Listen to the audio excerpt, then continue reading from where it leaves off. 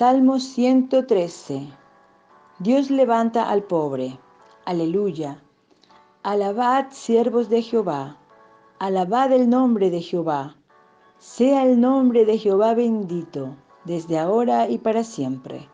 Desde el nacimiento del sol hasta donde se pone, sea alabado el nombre de Jehová. Excelso sobre todas las naciones es Jehová, sobre los cielos su gloria. ¿Quién como Jehová nuestro Dios, que se sienta en las alturas, que se humilla a mirar en el cielo y en la tierra? Él levanta del polvo al pobre, y al menesteroso alza del muladar, para hacerlos sentar con los príncipes de su pueblo. Él hace habitar en familia a la estéril, que se goza en ser madre de hijos. Aleluya.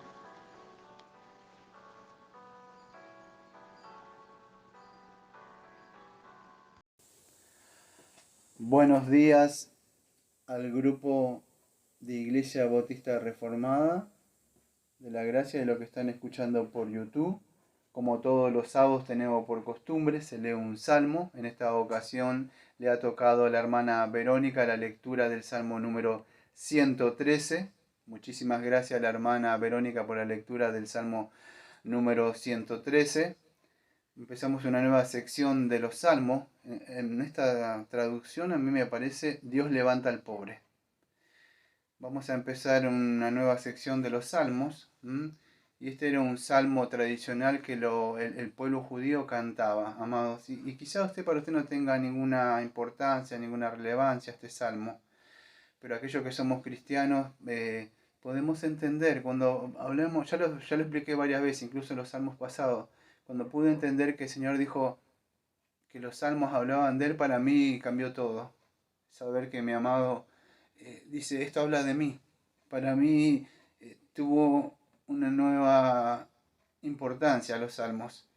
Así que, y esto, amados, lo podemos ver, amados, cuando incluso en la Santa Cena, en la Pascua, fíjese que cuando el Señor Jesucristo, y yo voy a ir para que usted tenga idea de la importancia que es para mí esto, en Mateo, creo que es 26, versículo, vamos a decir, versículo acá. 17 empieza, en la institución de la cena del Señor.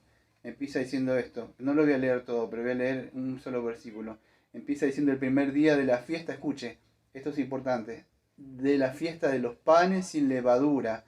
Vinieron los discípulos a Jesús diciéndole, ¿dónde quiere que preparemos para que comas la Pascua?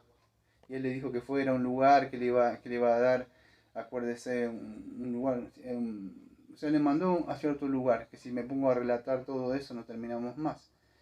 El asunto que fíjese, en el versículo 26 dice esto, y mientras comían tomó Jesús el pan y bendijo y lo partió, y dio a sus discípulos y dijo, tomad y comed esto que es mi cuerpo.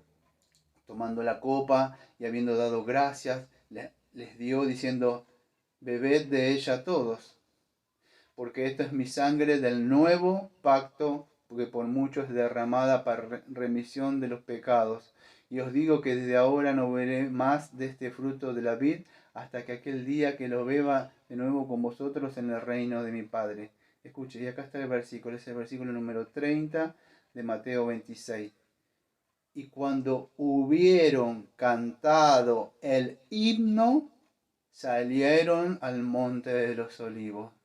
Y cuando hubieron cantado el himno.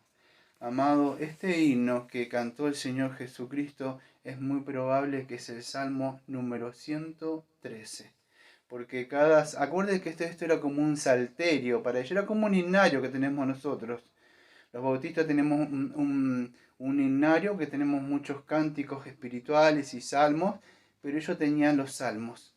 Y este salmo se cree que es muy probable que el que cantó el Señor Jesucristo antes de dar su vida por nosotros los pecadores.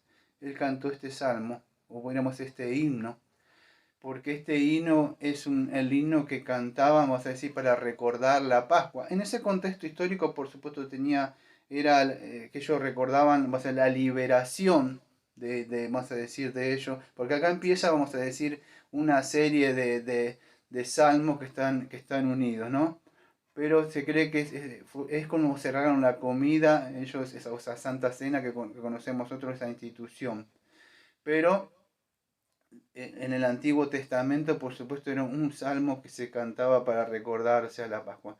Fíjese lo que dice, se nombra por lo menos 4 veces, alabad, siervos del Señor, alabad el nombre del Señor, sea el nombre bendito. Entonces nos invita constantemente, sea alabado el nombre del Señor, a que estemos alabando el nombre del Señor. ¿Qué es el nombre del Señor? Aparece por lo menos 3 o 4 veces ahí el nombre. Cuando hablamos del nombre, hablamos de los atributos y hablamos del carácter mismo, de la esencia misma de Dios. Entonces el Salmo nos invita a nosotros, dice el pueblo o los siervos, a que estemos alabando. La gente o el mundo necesita saber y conocer los atributos de Dios. Por eso que es importante conocer quién es Dios para poder alabarlo. Lamentablemente vivimos en un mundo caído que un hombre, si usted le dice a un hombre natural que alabe al nombre de Dios, ¿qué va a hacer? Él no va a poder alabar, porque amados, alabar y adorar a Dios no lo puede hacer. Puede decir con su boca, pero no lo va a poder hacer. Yo me acuerdo que hace un tiempo, yo no me acuerdo cuánto es el tiempo, pero di una serie que se llamaba El Catecismo Menor Bautista Reformado. Y en esa época utilicé un catecismo que tengo acá y también creo que algunas partes de la teología o el tratado de teología de Thomas Watson, donde habla el primer artículo sobre cuál es el fin principal del hombre, si se acuerda, tanto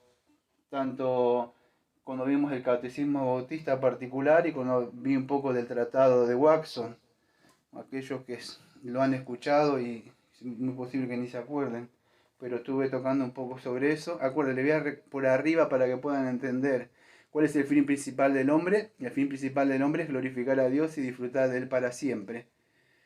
Y nos muestra unos salmos ahí y unos textos ahí. Yo voy a ir por arriba, no me voy a frenar mucho acá, pero para que tengan noción, el hombre natural, amados, no puede hacer esto, no puede glorificar, ni siquiera con su boca. Para poder glorificarle, me acuerdo que en Isaías el Señor le tuvo que limpiar su boca para que pueda nombrar solamente quién es el impío, para que pueda hablar del Señor.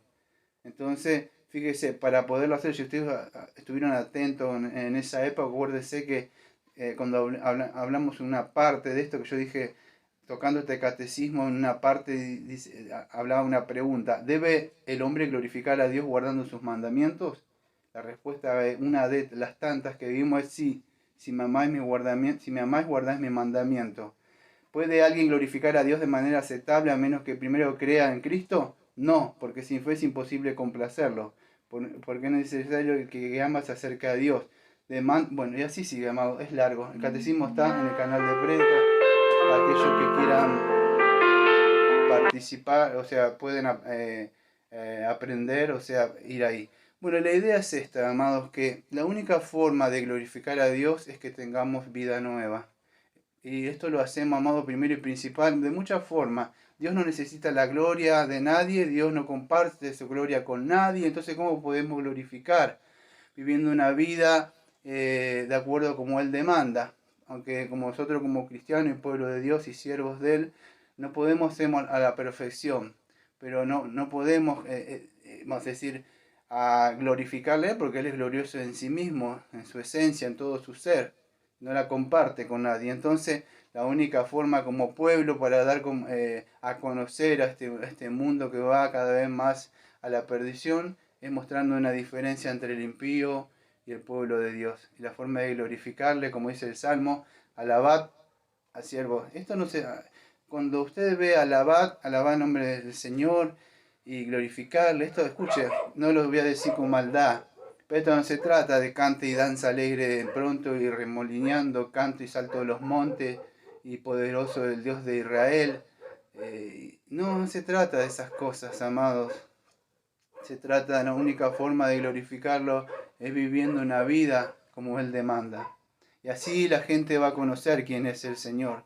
Sea el nombre del Señor bendito, dice ahí. Alabad el nombre del Señor. Yo te he glorificado, Padre, dijo el Señor.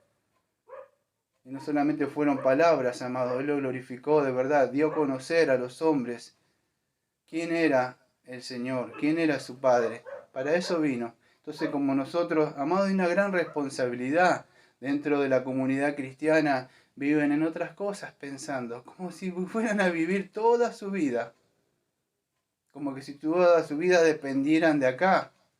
No sabemos cuando el Señor viene y dice, alístate que voy a pedirte cuenta. Entonces la forma es de verdad de glorificarlos, vivir una vida como Él quiere. Dice, desde ahora y para siempre. Es así, es donde nosotros podemos alabar el nombre del Señor. Y es una responsabilidad. El Salmo dice, Dios levanta al pobre, amados. Entonces es importante que podamos entender esto. ¿Cómo puede hacerlo, amado? Esta profecía estaba en el Antiguo Testamento, en Malaquías. Si ustedes ven ahí, capítulo 1, versículo 11, donde Dios había prometido que todas las naciones le iban a conocer y le iban a alabar. La única forma, amado, ¿cómo puede hacer el mundo muerto en delito y pecado eso? Si incluso el pueblo que Él eligió pudo hacerlo. Quebrantaron el pacto. Bueno, amados, si seguimos leyendo el Salmo, dice así. ¿Quién como el Señor nuestro Dios, que se sienta en las alturas? Versículo número 5 y el 6. Que se humilla a mirar en el cielo y en la tierra. En mi posesión tengo la confesión de fe, lo creemos nosotros. Hay un capítulo que se llama capítulo número 7, el pacto de Dios. Y dice así, punto número 1. La distancia, escuche, yo estoy leyendo más o menos el Salmo 113, versículo 5 al 6 del Salmo 113. Pero ahora tengo la confesión, capítulo número 7, escuche. La distancia entre Dios y la criatura es tan grande que aun cuando las criaturas racionales le deben obediencia como su creador, sin embargo, estas nunca podrán haber logrado la recompensa de vida a no ser por alguna, escuche, condescendencia voluntaria de parte de Dios que Él le ha placido expresar en forma de pacto. Entonces, amado, escuche, preste atención. Y en la confesión, recién estaba leyendo y le pedía que el Señor me ayude, me vino a la mente la confesión. No se asuste, voy a hacer un ruido. Por eso cuando yo le digo a usted, debe manejar así las doctrinas, cuando usted dice, el Señor no va a venir a traerle cosas, es porque uno ya leyó, uno ya estudió, y de alguna forma el Espíritu le hace, y me acordé, el pacto, pero fue hace un rato. Y fui y lo busqué. ¿Sabe que aparecía? Salmo 113, versículos 5 y 6. Y ahí alguien estaba presente acá, yo le dije, ilumina mi mente, Señor. Y me acordé, y cuando fui a mirar, digo, el Salmo 113 estaba ahí. Y es así, amados. Por eso, cuando vemos el Salmo acá, que él dice, escuche, ¿quién como el Señor nuestro Dios, versículo número 5, que se sienta en las alturas y que se humilla a mirar? Esa palabra que se humilla, que le aparece acá en la confesión, es que Él tiene una condescendencia voluntaria. Es imposible para la criatura, después de haber pecado, vamos a decir, porque si usted ve el capítulo número 6, si usted, perdón, me hace otra vez el ruido, usted maneja las doctrinas, va a ver que está la caída del hombre. O sea, teológicamente, sistemáticamente acá está organizado. Si el hombre termina nuestra confesión acá o la doctrina, estamos perdidos, amados. Pero en el capítulo número 7 que empieza, el pacto de Dios. Por eso es importante que si no Dios nos inclina, no desciende con nosotros de alguna forma, estamos perdidos. Entonces es importante que podamos entender esto, porque le ha placido expresar esto en forma de pacto. Nos muestra el Salmo 113, versículos 5 y 6 y otros textos más. Pero es importante, amado, este pacto cómo se revela, usted lo ve más adelante, porque el hombre se acarreó la maldición de la ley por medio de la caída, y él le agradó hacer un pacto de gracia. Y esto se lo ofrece a los pecadores, obteniendo vida por medio del Señor Jesucristo. Volvamos al inicio del Salmo cuando empecé a hablar. Empecé a hablar de que el Señor cantó este Salmo. Esto no es para simplemente, perdón que le voy a decir, un lloriqueo de salmista y que aburrido que es. Está hablando del Señor. El Señor salió cantando este salmo porque en su mente sabía lo que él estaba cantando. Él estaba cantando este salmo y esta alabanza, ¿m? Porque él iba a entregar su vida por nosotros, para que podamos ser salvos. ¿M? Entonces vemos acá que esto nos muestra un poco de este pacto, vamos a decir, cuando Dios condescendiente o mira la condición pecaminosa del hombre, y el título del Salmo aparece: Dios levanta al pobre. ¿Por qué es eso, amado? Porque nosotros estamos muertos en delito y pecado, somos pobres, menesterosos, necesitamos la ayuda. ¿Por qué le hablo esto, amado? Porque si usted no entiende su posición, lo único que sabe que va a decir es: remolineando, remolineando, canto y santo. Y como lo hizo David, y cree que eso es adorar. Usted le va a adorar de verdad cuando entienda su condición pecaminosa. Y claro que va a cantar y va a llorar, pero lo va a hacer desde otro punto de vista teológico. Usted va a entender y va a comprender lo que canta. No va a ser un canto y en la carne moviendo las manitos. No. Usted puede ser que haga eso, pero usted se va a quebrantar en el espíritu porque va a entender lo que hizo Dios, cómo lo levantó. Pues Dios, escuche, dice, se humilló. Entonces me hace acordar a Filipenses, creo que es la kenosis, amados, donde nos habla que el Señor descendió. Fíjese, está expresado acá. Capítulo número 2. Haya pues en vosotros, capítulo 2, versículo número 6 en adelante de Filipenses. Haya pues en vosotros este sentir que hubo también en Cristo Jesús, escuche, el cual, siendo en forma de Dios, no estimó el ser igual a Dios como una cosa que aferrarse, sino que se despojó a sí mismo, tomando forma de siervo, hecho semejante a los hombres, y estando en condición de hombre, escuche, se humilló a sí mismo, haciéndose obediente hasta la muerte y muerte de cruz, y por lo cual también le exaltó hasta lo sumo. Esto es importante, lo exaltó hasta lo sumo y le dio un nombre que está sobre todo nombre, para que en el nombre de Jesús se doble toda rodilla a lo que está en los cielos y en la tierra y debajo de la tierra, y toda lengua confiese que Jesucristo es el Señor, para la gloria de Dios Padre. Y aquí vemos la humillación. Volvamos al Salmo, por favor. Dice, se humilla a mirar. Ahí vemos la humillación del Señor. El Señor ni siquiera necesitaba descender acá, morir. No había ninguna. Yo siempre digo lo mismo, como decían los puritanos. El Señor estaba muy tranquilo, de verdad. En el cielo, tranquilo. Padre, Hijo, Espíritu Santo. Lo digo, amado, para que podamos entender que nos levantó del pobre, del polvo al pobre. Y nuestra condición, aunque nosotros somos ahora regenerados y tenemos vida y participamos de este reino, nunca debemos olvidar de dónde nos sacó el Señor. Por eso cuando se cantaba este salmo, ¿por qué lo hacían? Para recordar la Pascua. Eso es, no se olviden de dónde lo saqué. Hagan esto, vamos a traerlo a nuestra época, la Santa Cena. ¿Por qué hace usted esto? Para recordar, no se olviden el nuevo pacto. ¿No? Para comer hay algo que pasa ahí mágico, como dice el romanista. No sucede eso, amado, trae nuestra memoria y recordamos. Por eso es importante que con ellos hacían esto, ellos recordaban. Esto, el recordar, hace que ellos no se olvidaran continuamente. Entonces eso es lo que hacemos continuamente cuando se celebra la Santa Cena. Recordamos lo que hizo el Señor, nos levantó del polvo al pobre, al menesteroso. ¿Qué es menesteroso? Si no me equivoco, es un necesitado, alguien que necesita. Nosotros necesitábamos del Señor. Entonces, este salmo, amado, nos hace acordar a nosotros quién es el Señor. Hay una diferencia entre el Creador y la criatura. La criatura nunca le puede estar diciendo decreto, hago esto y reprendo y ordeno tales cosas, que el Espíritu Santo haga esto. No, amados. Debemos recordar quiénes somos nosotros, que nos levantó del polvo a nosotros, cuando estábamos tirados al costado del camino. Y no solo eso, amados. Si usted lee el Salmo, escuche lo que dice. Versículo número 8. Para hacernos sentar con los príncipes de su pueblo. Esto me hace acordar, no sé si lo tengo acá, si no lo voy a tener que decir de memoria, pero si no me equivoco es Efesios 1, versículo número 3.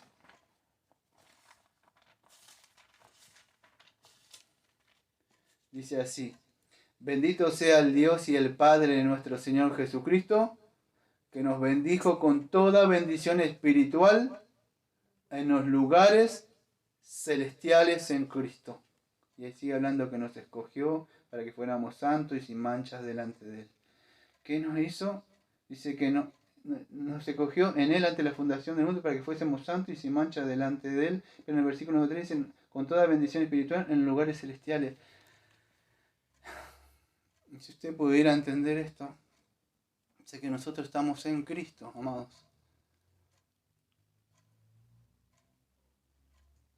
De alguna forma que no entiendo teológicamente, nosotros estamos acá, pero estamos en Cristo, amados. Nosotros hemos sido bendecidos. No pertenecemos a este mundo. No solo nos levantó, hay personas que le pueden perdonar. O un juez puede perdonar, vamos a decir, lo que haya cometido. Supongamos que se puede hacer. Pero Él no lo hizo así, sino que entregó a su Hijo para no violar su justicia y su santidad. Pero no terminó eso, ahí nada más, sino que dice que nos adoptó también, amados. Y no solo eso, sino que nos lavó, nos vistió, nos puso un anillo, nos dijo que es mío. Pertenecemos a Él, somos de su propiedad. ¿Por qué hablo de esto, amados? Porque para que usted pueda entender por qué muchos no le alaban, no le glorifican. Porque de verdad ni siquiera entienden, no les importa. De verdad. El santo, vamos a decir, que no es tan santo, no sé si me va a entender, o no tiene tanto fruto, pero de verdad es un cristiano, una cristiana verdadera, de verdad es el más rico de este lado del sol. Es aquel que le alaba de verdad al Señor, aquel que ha confiado en su palabra y en su pacto. Usted lo ve y para muchos es el loco Biblia, para muchos es esa persona que está siempre queriendo estar con Él, para Él es que siempre tiene su mirada en los lugares celestiales. ¿Por qué? Porque Él ha comprendido, amado. Y no se trata solamente de doctrina, se trata de vivir esas doctrinas. Por eso dice, fíjese, que nosotros estamos sentados con los príncipes de su pueblo. Y si nosotros pertenecemos a este reino, amado, en cada país hay gobiernos y hay leyes. Entonces debemos entender que para poder glorificarlo, a mí no me dio tiempo a hablar cuando hablé de ese catecismo, pero una de las cosas que hablaba era no solo del principio de adoración o de la forma cuando glorificamos al Señor, no solo con nuestra vida, también glorificarlo dentro del servicio de adoración pública, incluso el día del Señor. Le glorificamos llevando a cabo toda la adoración pública como Él lo ha establecido, no como yo quiero, sino como Él quiere, darle la gloria que Él quiere. Entonces así, amados, si una persona, usted me pregunta en mi cumpleaños a mí me gustan ciertas cosas, y si yo como un mortal nada más me gustan ciertas cosas y no me pongo contento, si ahí digo, puedo agradecer, pero me da muy contento, pero si me hubieran pedido tal cosa, entonces estoy contento. A cualquiera le gusta ciertas cosas, ciertos regalos y se pone contento. Imagínese si un humano es así. Bueno, Dios es glorificado solamente cuando hacemos lo que Él quiere, tanto en nuestra vida individual como cristiano como comunidad. Entonces, Él hace, el versículo número 9 cierra así, Él hace habitar en familia a la estéril.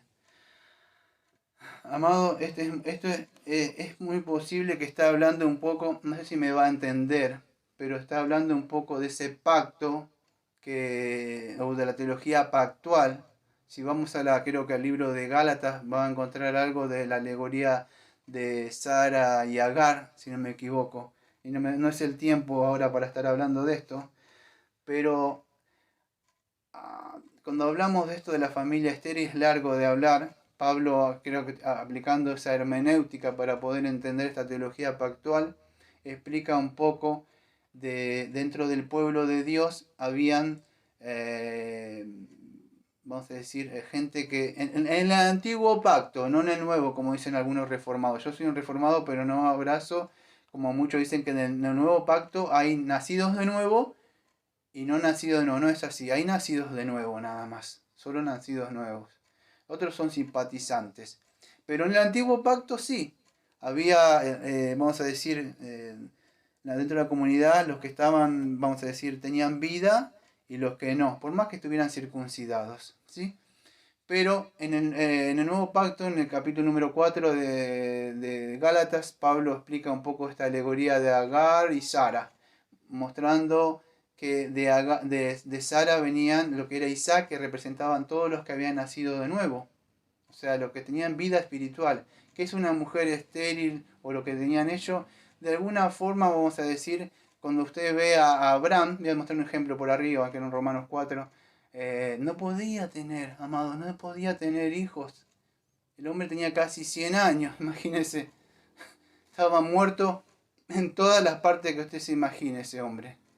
Y la Biblia lo dice, estaba muerto casi en todo su ser, no tendría potencia para nada, ni siquiera virilidad, para que me pueda entender. Y Sara tendría seca la matriz. No lo estoy diciendo yo ni me estoy burlando de la Biblia. La misma Biblia dice que se rió Sara de esto. Imagínense a dos viejitos que se aparezca y diga a alguien, va a tener un hijo.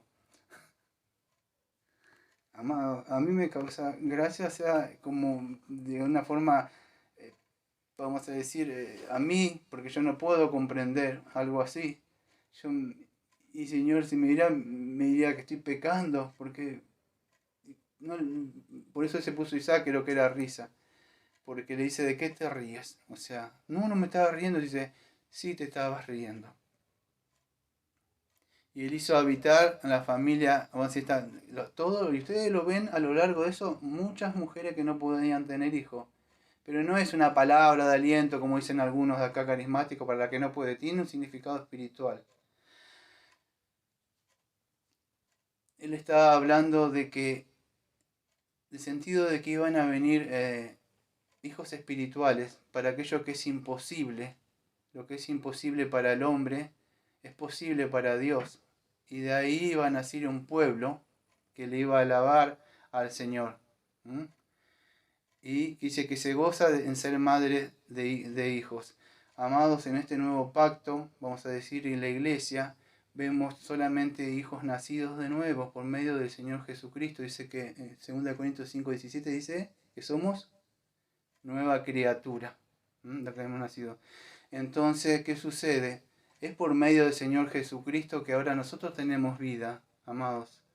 Era imposible, vamos a decir, para nosotros tener vida. Cuando usted ve a Sara, y en el capítulo 4, vamos a decir que explica Pablo, vemos que está mostrando de alguna forma esa teología pactual, cómo estaba tipificando de alguna forma, si puedo usar una palabra, de lo que iban a venir y iba a tener vida nueva. ¿Sí?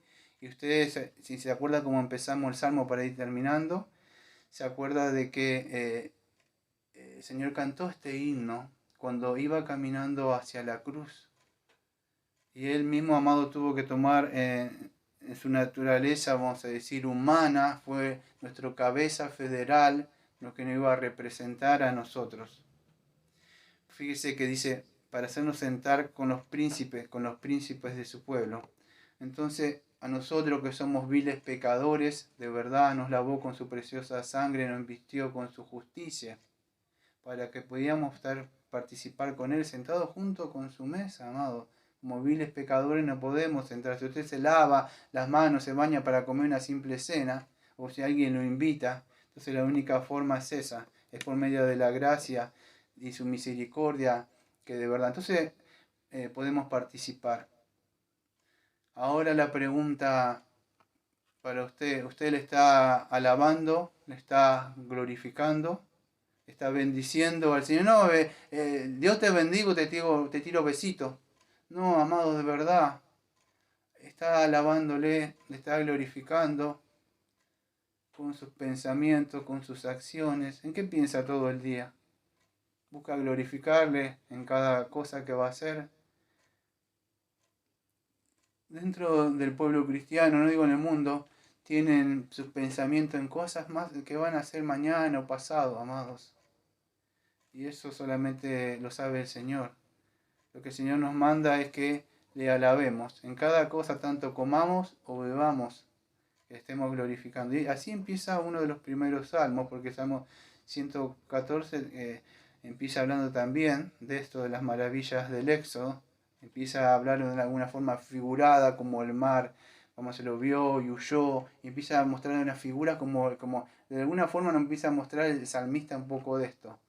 Pero acá, amados, nos invita el salmista a que la alabemos. Y no nos olvidemos nunca, amados. Yo nunca me olvido quién era y cómo me llamó. Y cómo extendió esa mano. Esa noche cuando estaba en el piso. Y me escuché por un hombre. Dijo, hay perdón de pecado para ti, pecador.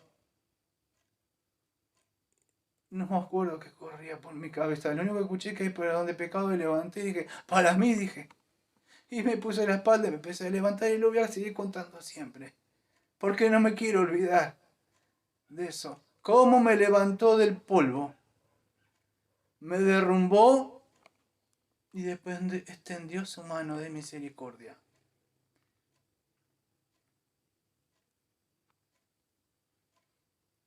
Vamos a cerrar orando, amados. Amado Padre, le agradecemos, Señor, porque el pueblo judío cantaba este salmo, Señor. El Señor Jesucristo en Mateo 26:30 dice que cantó este himno después de la Santa Cena, Señor. Que nosotros no se nos olvide nuestra condición, Señor, antes de venir, antes de mirar, querer decirle a usted, Señor, y reclamarle cosas. Que podamos diferenciar, Señor, que somos sus hijos y somos hijos adoptados, que hay una diferencia entre usted y nosotros, y aunque somos sus hijos ahora adoptados por medio del Señor Jesucristo, no nos olvidemos que usted es nuestro Padre, nuestro Creador de verdad. Y nuestro fin principal es alabarle y glorificarle, no solamente con la boca cantando cosas lindas, sino viviendo una vida de verdad conforme a lo que usted ha establecido. Agradecemos, Señor, por este salmo. Como siempre decimos, amén. Amén. Amén.